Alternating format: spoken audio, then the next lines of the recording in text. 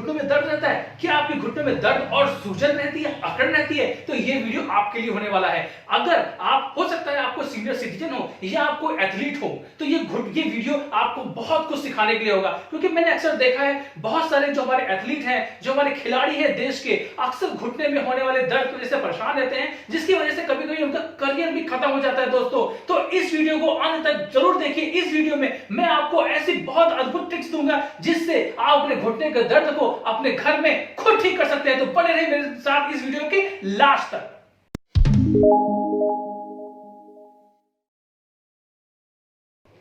नमस्कार, मैं आपका डॉक्टर रजनीश त्रिपाठी आज आपसे घुटने के दर्द के बारे में बात करूंगा। दोस्तों, घुटने का दर्द ये आज एक बहुत कॉमन बीमारी है।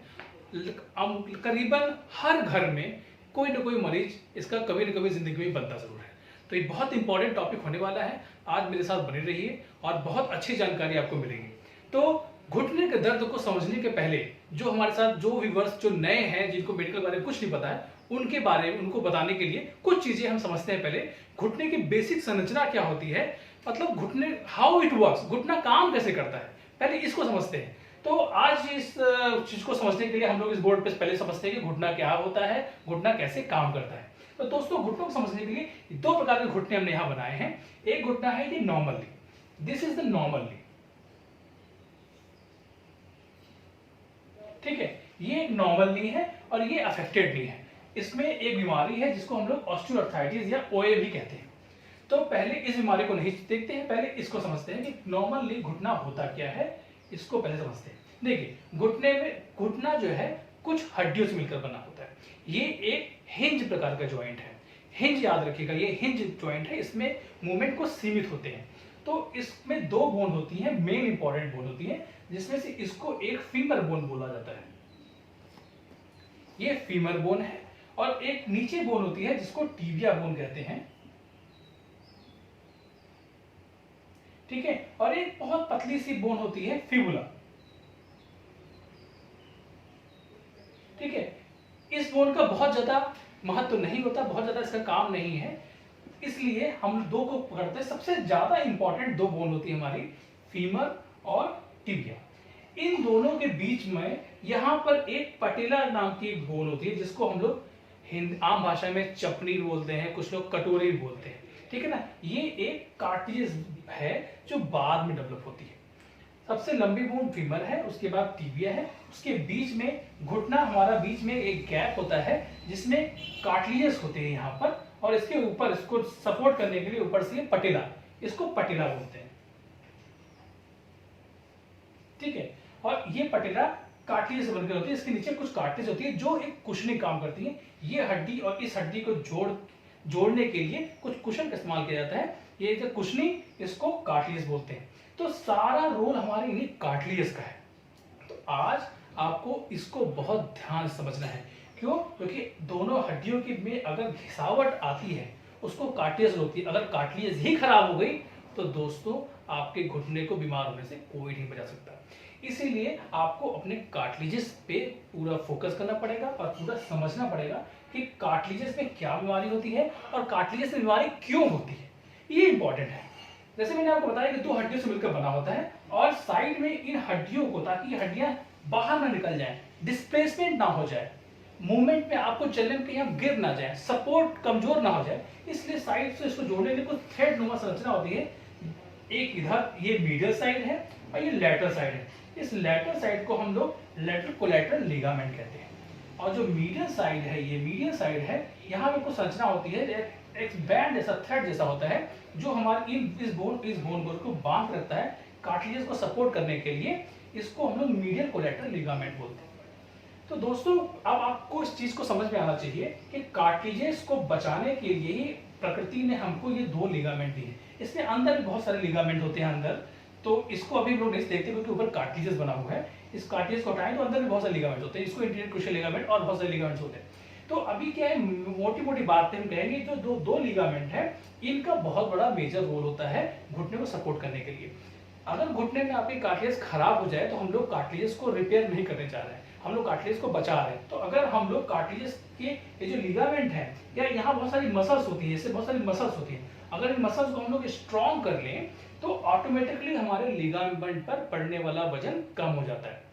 सारा खेल इसी चीज का है। अगर लिगामेंट पे बहुत ज्यादा वेट आएगा, या मरीज बहुत ज्यादा ओवरवेट है, या मरीज बहुत ज्यादा घुटने का बहुत ज्यादा इस्तेमाल करता है, तो आपने देखा होगा बहुत सारे एथलीट होते हैं या बहुत ज्यादा ओबीस लोग होते हैं या जिनकी एज ज्यादा बढ़ जाती है, उनको ये घुटने की तकलीफ ज्यादा होती है। क्यों? क्योंकि उनके ये लिगामेंट और ये मसल्स वीक हो जाती हैं। इसी वजह से सारा लोड घुटने के इस कार्टिलेज पे पड़ता है और जिसकी वजह से उनके कार्टिलेज घिस जाती हैं, हड्डियां आपस में टकराती हैं और वो टकरा के कुछ इस तरह से बनती हैं। ये एक बोन है, ये बोन है, तो ये जो कार्टिलेज टकराने लगती है तो घुटने में ऐसे स्पर निकल आते हैं, जिनको यहाँ पर देखिए, यहाँ पर आपके ये बोन स्पर्स निकल रहा है। ये देखिए जो निकले हैं ना, ये बोन स्पर मतलब कुछ नुकीला पार्ट, ऐसे कुछ नुकीले निकल आते हैं। आपने अगर एक्सरे कराया होगा तो आप देखेंगे बोन किनारे नुकीले रहते हैं, उनको स्पर बोलते हैं।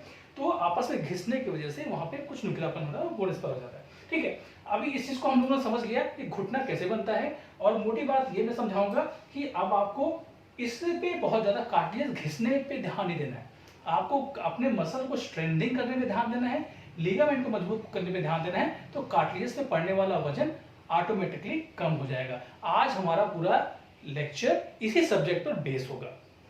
जैसे समझते हैं, यहाँ पर एक दूसरा मॉडल है ऑस्टियोआर्थराइटिस। अगर आपको ऑस्टियोआर्थराइटिस हो जाता है, ये हड्डियों में लिगामेंट कमजोर जो है आपस में दबते हैं, और ये जो बोन है, इनके बोन की डेंसिटी, अगर दूरी देखिए, ये बोन की दूरी एक नॉर्मल बोन की दूरी थोड़ी ज्यादा होती है। जैसे आपने सुना होगा कि जब मरीज को घुटने में दर्द होता है, वो डॉक्टर के पास आता है तो डॉक्टर उसको एक्सरे कराता है और उसको तब बताएगा कि आपको घुटने में गैप कम हो गया। बहुत सारे मरीज आते हैं हमारे पास, कहते हैं कि डॉक्टर साहब हमारे घुटने में गैप कम हो गया, जबकि ये पूरी गलत बात है। घुटने में गैप जो है घुटने में गैप बढ़ गया। मोस्टली मैं भूल गया कि घुटने में गैप बढ़ गया, तो घुटने में गैप बढ़ता नहीं। अगर घुटने में गैप बढ़ेगा तो घुटना आपका नॉर्मल रहेगा। मोस्टली घुटने में गैप कम हो जाता है। इस बात को ध्यान देना है कि घुटने में गैप क्यों कम होता है, क्योंकि ये जो कार्टिलेज जो हमारी गत्ती थी ये चिपटी हो गई, इसके ऊपर वजन ज्यादा पड़ा, ये सक्रिय हो गई। इस वजह से इसका गैप ज्यादा था, इसका गैप कम हो गया। जब गैप कम हो जाएगा तो ये हड्डी आपस में आएगी, टकराएगी, तो हड्डियों में बोन स्पर निकलेंगे और ये कार्टिलेज डैमेज हो जाएगी, जो ऑस्टियोआर्थराइटिस बनाने का काम करती है। दोस्तों, यही ऑस्टियोआर्थराइटिस का कारण है।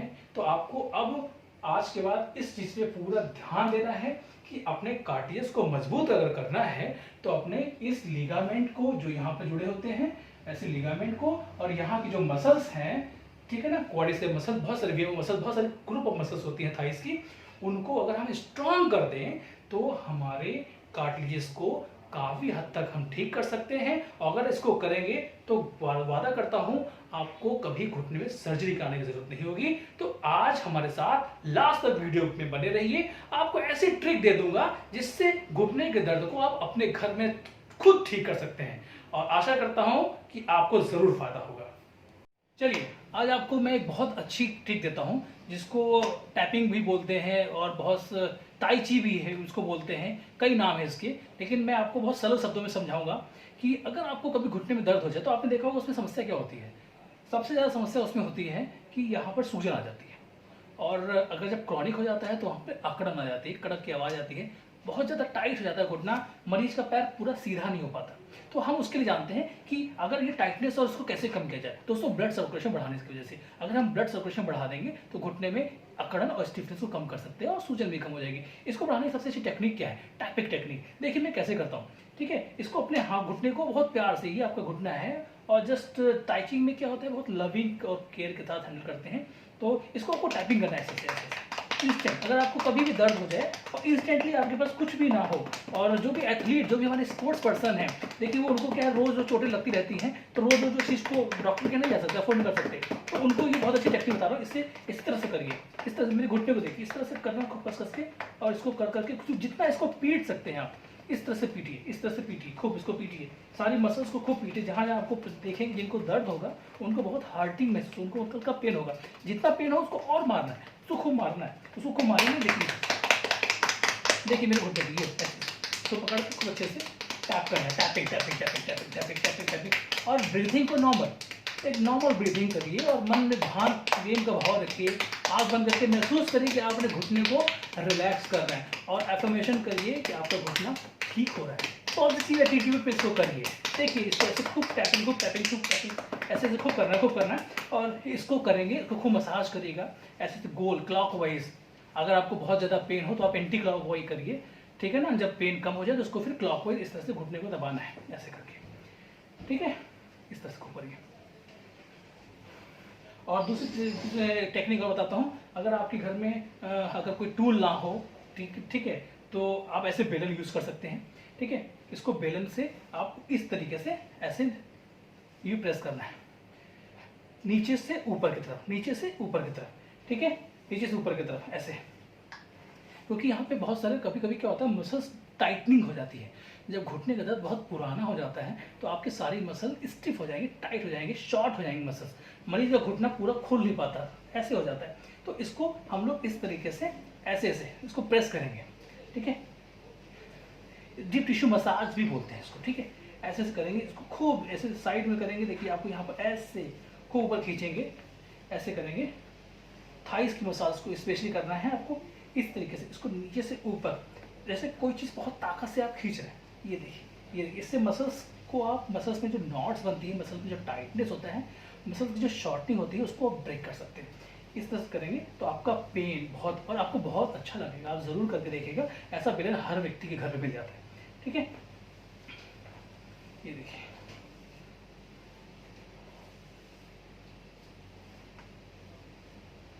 फिजियोथेरेपी क्लिनिक पे जाएंगे तो वहाँ बहुत सारे टूल्स होते हैं, उस टूल की मदद से करते हैं, लेकिन आप इसको घर पे करिएगा ताकि हर बंदा कर सके।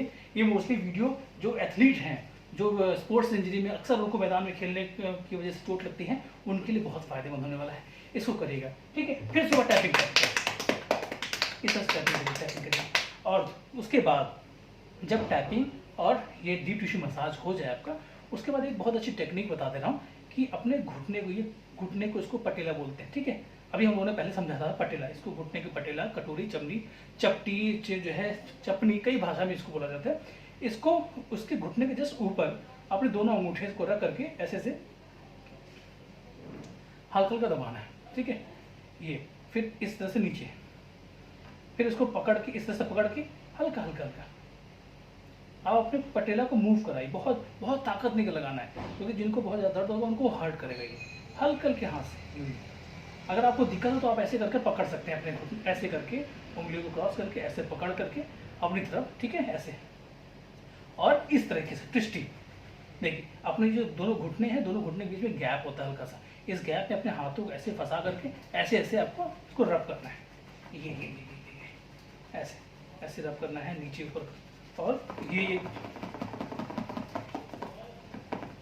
खूब कस कस के अपने पैरों को हिलाइए, खूब कस कस के पैरों को हिलाइए, टैपिंग करिए।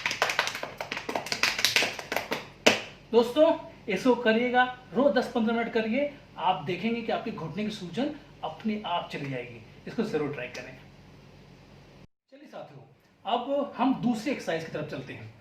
जैसे अभी हमने आपको बताया था, जिन लोगों को घुटने में अकड़न हो, जकड़न हो, तो उसको टैपिंग या ताइची करके हम उसके सूजन को काफ़ी हद तक कम करेंगे और उससे दर्द में भी इंस्टेंट आराम मिलेगा। अब हम दूसरी बात करते हैं कि अक्सर घुटने में जिनके पुराना दर्द हो जाता है तो उनके रेंज ऑफ मोशन कम हो जाते हैं। रेंज ऑफ मोशन का मतलब होता है जिससे हमारा घुटना पूरा खुलता है तो उनका पूरा ना खोल करके इतना हो जाता है, ठीक है। वो पूरा खोलेंगे तो उनको दर्द होता है। ऐसा क्यों होता है? क्योंकि रेंज ऑफ मोशन कम हो जाता है, घुटने का रेंज कम हो जाता है।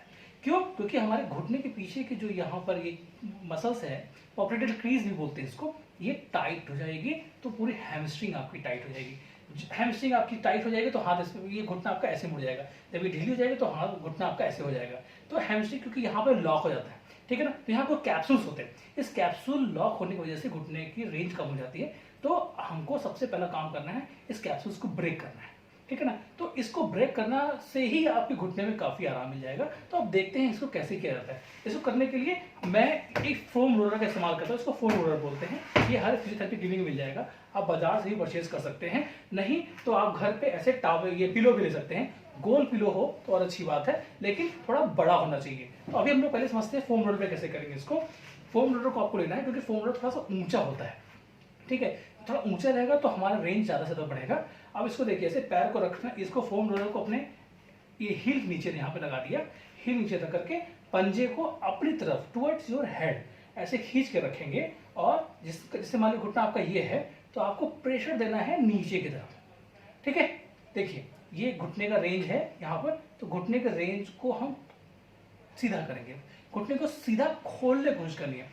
जिनको घुटने का बहुत दर्द होगा उनको बहुत इसमें पेन होगा करने पे, लेकिन इसे घबराना नहीं है, इसको रोज करिए तो इससे आपकी जो नीचे के कैप्सूल्स हैं ये ओपन होंगे, आपकी हैमस्ट्रिंग मसल रिलीज हो जाएगी, आपकी घुटने में बहुत आराम मिलेगा। देखिए मैं कैसे करता हूँ, इसके 10-10 रिपीटेशन दिन में 2 बार या स्टार्टिंग में 1 बार करिए, फिर इसके बाद इसको 2 बार भी कर सकते हैं।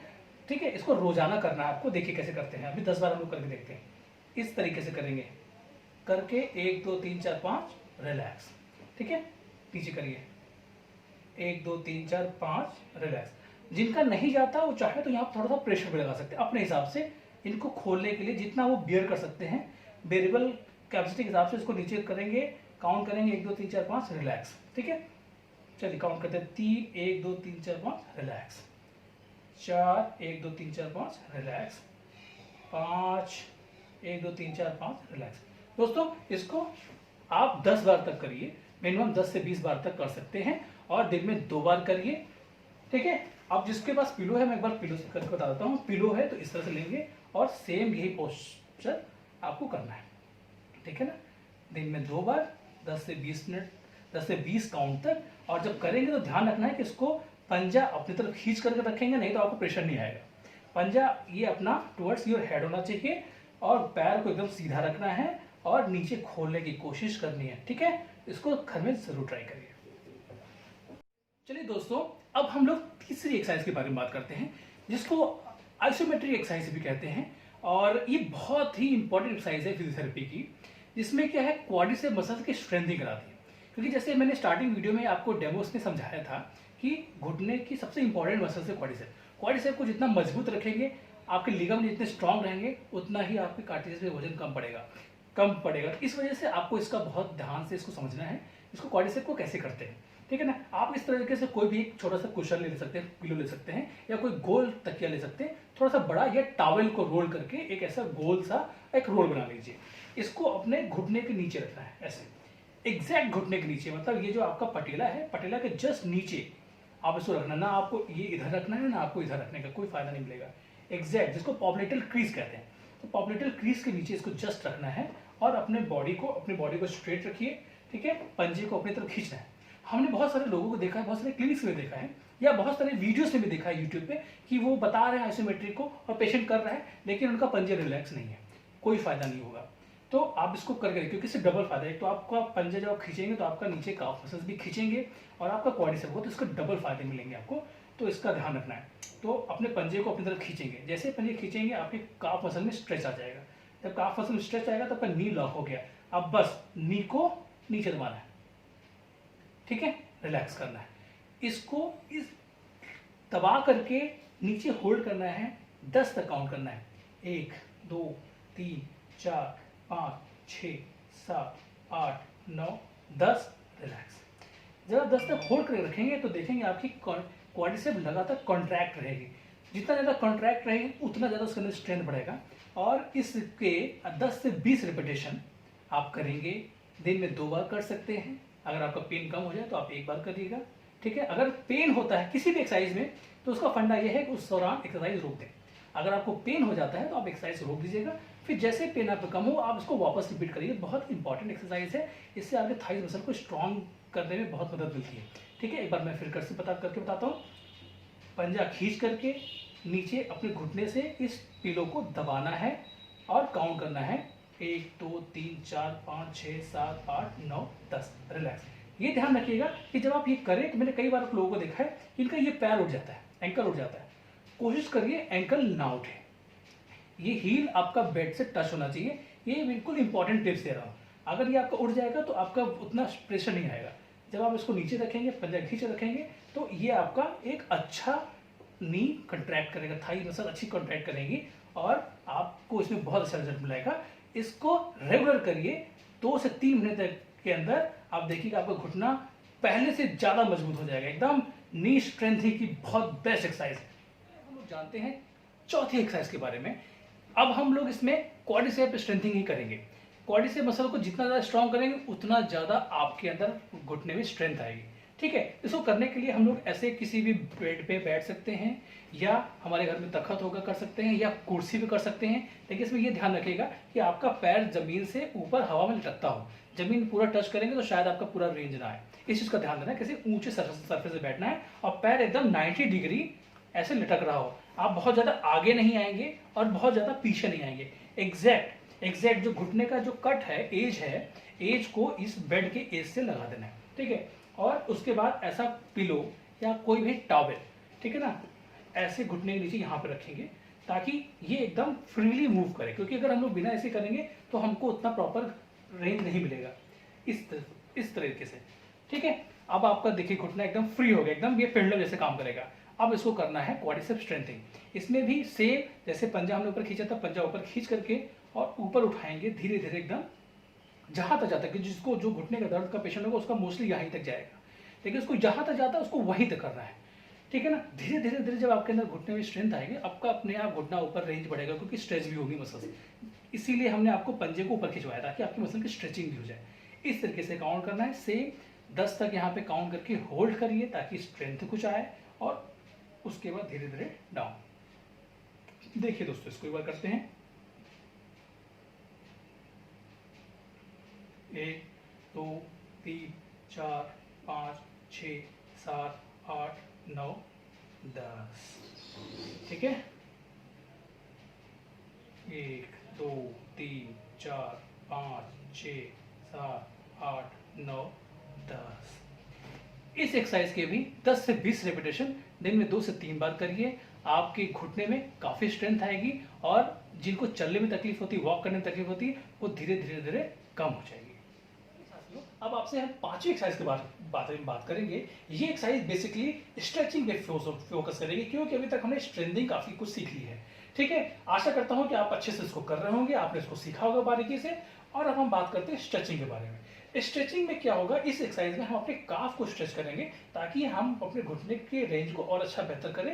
ये काफ मसल्स हमारे एंकल को फ्री करेंगे, जो हमको चलने में फ्रीक्वेंसी देती है ताकि हम फ्रीली चल सकें, ठीक है। अब जानते हैं इसको कैसे करते हैं। इसको करने के लिए आप अपने घुटने को ऐसे मोड़ेंगे, ठीक है। अगर जिनको तकलीफ हो तो वो दूसरा घुटना भी मोड़ सकते हैं, नहीं तो कोशिश करिए इसको सीधा रखने की ताकि स्ट्रेच आपको अच्छा है। अब इसको करने के लिए अपने दोनों हाथों की उंगलियों को ऐसे आपको क्रॉस करना है, एकदम क्रॉस कर लीजिए, ठीक है। एकदम फिक्स करके अपने घुटने के पीछे के साइड में पॉप्लिटल क्रीज में इसको ऐसे फंसा लेना है। देखिए इसको इस तरीके से आपको इसको फंसाना है पहले। ये बहुत इंपॉर्टेंट है, क्योंकि घुटने को ऊपर नहीं खींचना है। 90 डिग्री कोशिश करिए कि ये एंगल आपका 90 डिग्री ही हो, बहुत ज्यादा ऊपर खींचने की कोई आवश्यकता नहीं है, ठीक है। यहाँ पे इसको इसे आपने लॉक कर लिया नी को।